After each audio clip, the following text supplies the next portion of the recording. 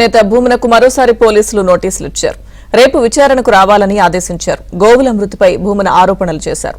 ఆధారాలు చూపాలంటూ నోటీసులు ఇచ్చారు. ఇప్పటికే భూమనపై కేసు నమోదు చేశారు.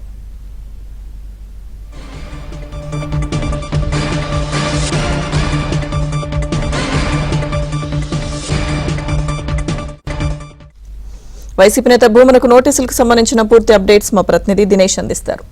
దినేష్, లక్ష్మీదుర్గ మొత్తం మీద టీటీడీకి సంబంధించినటువంటి గోశాలలో అనేక పశువులు చనిపోయినాయని చెప్పి భూమన కరుణాకర్ రెడ్డి ఏప్రిల్లో తీవ్రమైనటువంటి ఆరోపణలు చేసినటువంటి విషయం తెలిసింది.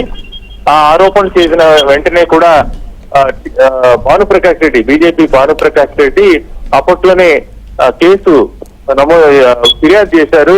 ఎస్పీ కార్యాలయానికి వెళ్లి ఇలా అసత్య ఆరోపణలు చేయడం పైన కేసు నమోదు చేయాలని చెప్పి ఆయన రిక్వెస్ట్ చేశారు. ఆయన ఎందుకో ఆలస్యమైంది.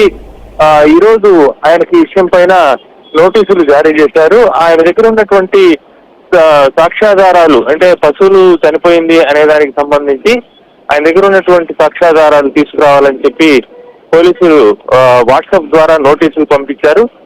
రేపు కానీ ఎల్లుండి కానీ హాజరు కావాలని చెప్పి తెలియజేయడం జరిగింది. మొత్తంగా గతంలో కూడా ఒక కేసులో ఇదే విధంగా ఆయనకి స్వయంగా వెళ్లి పోలీసులు ఇంటికి వెళ్లి నోటీసులు ఇస్తే ఆయన వివిధ కారణాలతో మళ్ళీ వస్తానని చెప్పి చెప్పడం, తర్వాత ఆయన రావడం జరిగింది. అదే పద్ధతిలో ఈ రోజు కూడా ఈ యొక్క గోవులు చనిపోవడంకు సంబంధించినటువంటి ఆరోపణలు చేసిన నేపథ్యంలో పెను దుమారం అప్పట్లో ఈవెన్ సిపిఐ నారాయణ కూడా ఈ గోవుల విషయంలో ఇలా మొత్తం ఆయన గ్రౌండ్ లెవెల్ కు వచ్చి గోశాలంతా కూడా చూసి కరుణాకర్ రెడ్డి ఇలా ఆరోపించడం తగదని చెప్పి స్వయంగా సిపిఐ నారాయణ లాంటి వాళ్ళు కూడా చెప్పడం జరిగింది.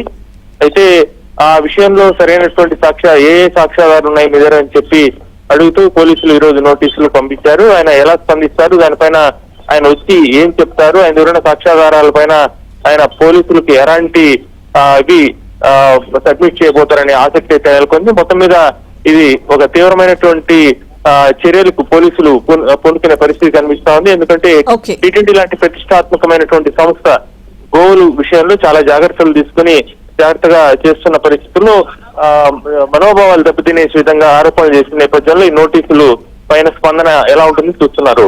లక్ష్మీదుర్గ.